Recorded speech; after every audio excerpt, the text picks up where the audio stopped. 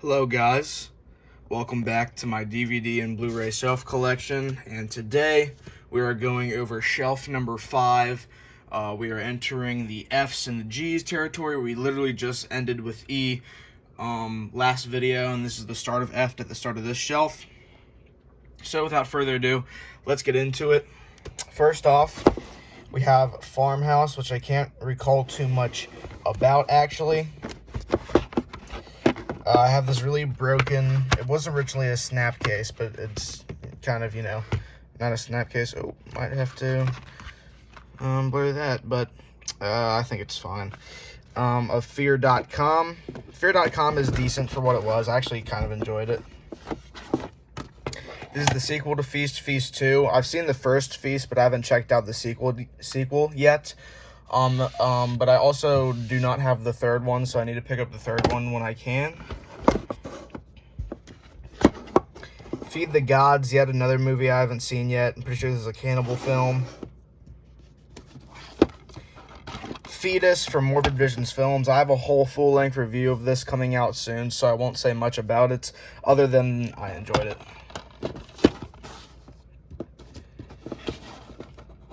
Fire Serpent. This is a sci-fi original film I actually haven't seen yet. We're starting off this shelf with a lot of, unwatched stuff, but don't worry. I have watched some stuff coming up. This one I don't know about yet. I can't wait to check it out.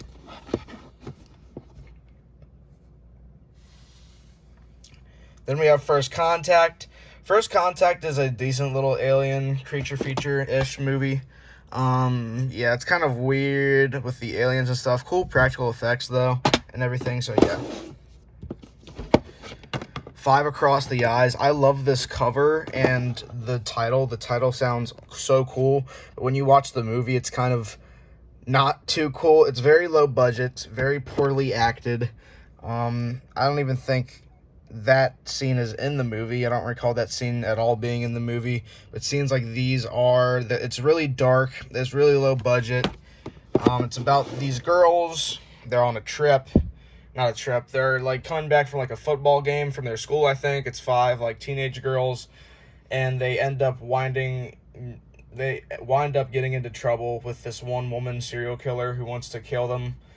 It's kind of a slow burn. Some weird stuff happens in it. It's not horrible, but it's not the best thing I've seen in terms of, there's just a lot better than that movie. Fluebirds. Fluebirds is an actual, really enjoyable sci-fi original film. I watched it a long time ago. A girl's in it from the remake that played, forget the main character's name of I Spit on Your Grave. The main character. I'm trying to make it come back to me, but it hasn't. But it has her in it, and this was actually a pretty decent one. It's about these killer birds and stuff. It's not what they look like. Let's see if they show them on the back. They don't. That's the girl that I'm talking about. Forget her name, but yeah, she's in a lot. She's a good actor. Then we have the original The Fog from, what is this? 1979, that's what it is. And then we have the, I think, 2008 remake, something like that.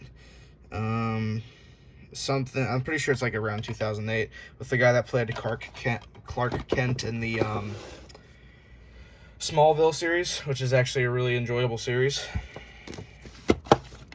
Frankenfish. This is a really cool sci-fi original monster fish movie. It's fun. Frankenstein versus the Mummy. I actually haven't checked this out yet, but I need to. This sounds absolutely entertaining and interesting. Then we have Freddy versus Jason, which is a decent little, versus film. It's all right for what it was. It's really goofy, though. So, yeah, it's decent. Frenzy, this is a shark film, I have a lot of shark movies where it's like this. People are stranded out on the water, open water, and there's sharks circling. They have to try to survive. I mean, you've heard the premise a million times before. 47 Meters Down, Frenzy, Great White, all these other films, The Reef, Open Water, it's been done a million times before. That one isn't too special, but it's enjoyable. Friend Request. I actually liked this film a lot. It has really cheap jump scares, but most of them actually got me, so, it is what it is. But I actually liked this one. It was decently entertaining. And it has a cool little twist at the end. It's like a I don't know. I'm trying to think of a way not to spoil the ending by saying this. But yeah, I don't know. It's just a twist ending. I'm just going to say there's a twist ending because if people want to check this out, I won't spoil it for them. Fright Night. I actually haven't seen this yet, but I picked it up a long time ago. I need to. So yeah, I'm just waiting to watch that. From the Depths. This is a weird shark movie. Again, you'd think that this is a killer shark movie where they're stranded in open water. This is actually more of like a psychological thing. This woman's mourning with the, you know, I think her boyfriend and her friend died by a shark, and the shark starts to haunt her, and so does the boyfriend and girlfriend. It is kind of slow and boring, to be honest. It's not the greatest film I've ever seen, but, you know, decent enough, I guess, because I kept it. The Gallows. I actually haven't seen this yet. It has a big rental sticker down here. I picked this up recently. Game of Clown. This is a found footage film. It's decent for what it was. It's very slow. Nothing really happens towards the end. But I enjoyed it for a little bit, you know. The ending is cool. Some of the visuals in this movie are cool. And it has a really weird, you know, just plot and stuff like that. So, yeah. Gangsters, Guns, and Zombies. Now, this is a film that sounds amazing until you watch it. It is not the greatest thing I've ever seen. Honestly, it isn't too great. It's a fun zombie, you know, kind of like Zomcom-ish. You know, people are killing zombies and whatnot. But, you know, it isn't all that entertaining. It's very poorly made and low budget. But, you know, it is what it is. These people are pulling off a bank heist during the zombie apocalypse and stuff. That's the cool part. Get Out from Jordan Peele. I love this movie. I find it so interesting. If you guys haven't seen this movie, I recommend checking it out. It is a really, really fun time. The Ghost of Goodnight Lane. This is actually a pretty decent film. I'm pretty sure they're in a film studio trying to film something, and there's a ghost haunting it. It's really fun for what it is, and I enjoy the premise and overall, you know, feel of the film. So yeah, I recommend that one actually. Ghost Ship, cheesy, but it's so fun. It's on a snap case. I hate snap cases. Ghost of Mars, honestly, I didn't mind it. The Giant Gila Monster, this is the original one. This cover's weird because it says black and white on this. It shows colored images in the back, and then it says somewhere on the back that the runtime is only about 70 minutes, and then it says on the front like it's only like 50. It has a really weird, it's a really weird older DVD. This thing has been through hell and back. As you can see, not the full case isn't even on the back. I have a few DVDs like this because I bought them on a lot, and the guy, you know, just gave them to me like this, which is, you know, not the greatest, but I mean, it's not horrible. I just need to buy replacement cases. The Glass Trap with C. Thomas Howell. I got this recently and watched it. I absolutely adore this movie, man. It is so fun. It is about these people, and they're in a building, and they get stuck in a building, and there's these huge ants that start picking them off. It's really fun for what it is. The ants are very poorly CGI animated, and there's a few ant puppets in there. But boy, is this such an entertaining watch. I loved it so much. I recommend it if you can deal with all the cheesiness. If you like B-movies, that's definitely one you need to check out. Godzilla. I can't remember which rendition of Godzilla this was. Year-wise, I know it's the one that looks like that, but I'm trying to find the year this was made. This is 1998 version. So yeah, it's decent. There's like so many Godzilla films though, kaiju Godzilla films. Then we have a few Goosebumps DVDs. We got Attack of the Jack-O-Lanterns. It doesn't come with just Attack of the Jack-O-Lanterns, but it comes with Vampire Breath and Let's Get Invisible. And then we have another one right here. These are all from like a Scholastic Book Fair. It says it down here. The Headless Ghost, but this one also comes with Awesome Ants and Teacher's Pet. Yep. And then the final one is the two Say Cheese and Die films with a very young, forget the actor's name. They don't even say it on the back. But yeah, it's him. Forget what his name is. But yeah.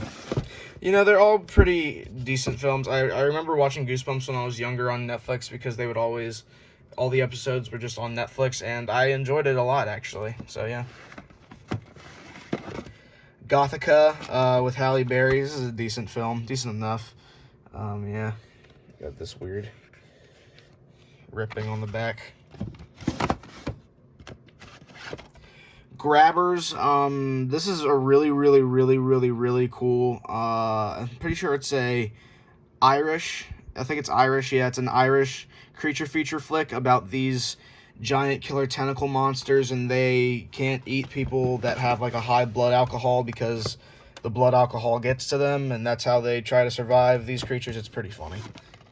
Grave Encounters 2, if you're asking me where the original was, I don't have it yet. I was going to pick it up at Half Price Books along with this one, because this one was only like $7, and I was like, wow, the other one must be cheap too. Nope, it was like $40, so I just skipped out on that, and I found a copy cheap, so I might just order from there soon. The Grave Dancers from the After Dark Horror Fest. I can't remember too much about this one other than me enjoying it, so yeah, I guess it was good enough. The Graveyard.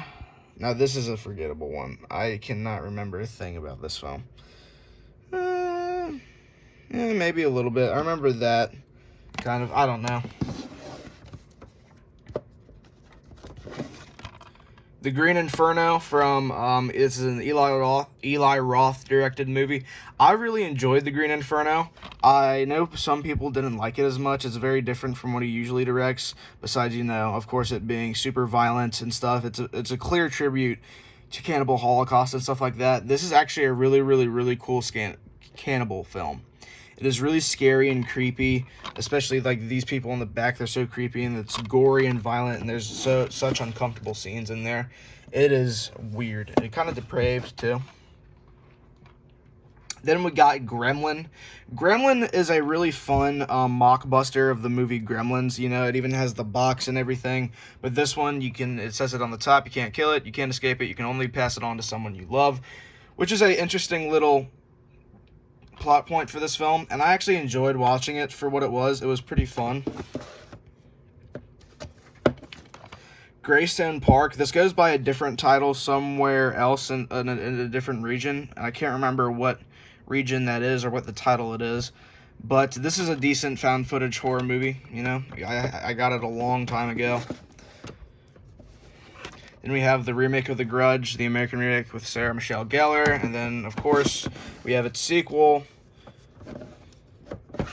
The Grudge 2. I don't have any of the other sequels. I do have the 2020 remake. I think that's when it came out, 2020, but it's in the Blu-rays, so stay tuned for that. We're going to get to the Blu-rays after we get done with all these DVDs. Here's my DVD copy of Gutterballs. I did double dip on Gutterballs because of how much I love this slasher. I love this slasher so much. It is so entertaining and fun. I just had this DVD copy because I think it looks cool. It's a foreign copy, as you can tell, and I like the cover of it. But if you're wondering which Blu-ray I have, you'll see soon that it is the I like that cover. How the freaking thumb hole is the bowling ball, and then there's two up here.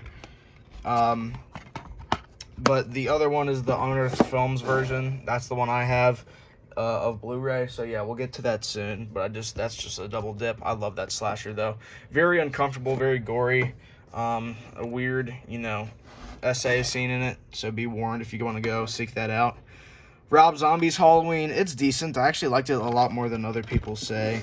Then we have Hallows' Eve, a film that I haven't watched yet. I picked this up recently, and this looks super interesting, so hopefully it's good. Then we have Hannibal. This film's actually, there's probably multiple DVDs in here. It's really heavy. Yeah, there's 2 discs. This is a decent, I think it's like can't remember if it's a sequel or a prequel to Silence of the Lambs, but it's good for what it is. Yeah. Hansel and Gretel Witch Hunters. Nah, it was pretty fun. Yeah, it has that guy in it. I can't remember his name for the life of me.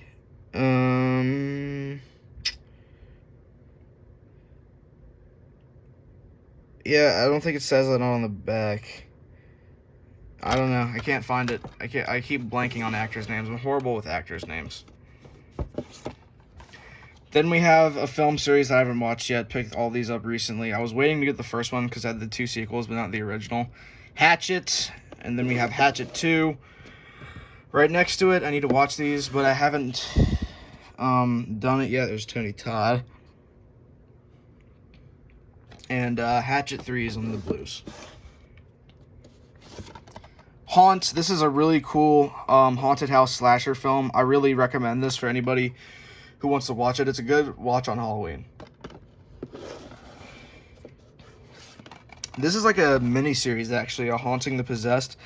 There's like 4 episodes. The Possessed, The Presence, The Wheat Chef Horror, and The Unleashed. I'm pretty sure this is a, 4 tales of unexplainable true accounts of haunting and possession, which, you know, everything claims to be that.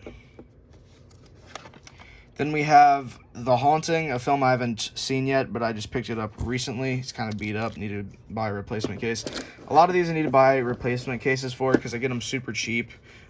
Usually their cases aren't good, but the DVDs play fine. So, A Haunting in Connecticut. This is a blockbuster one. This is decent for what it was. And then we have its sequel, A Haunting in Connecticut 2, Ghosts of Georgia. I know you can't see it because of the voodoo sticker blocking it, but they just named it A Haunting in Connecticut 2, Ghost of Georgia for some reason. I don't know why they named it Ghost of Georgia, but, you know, it is what it is.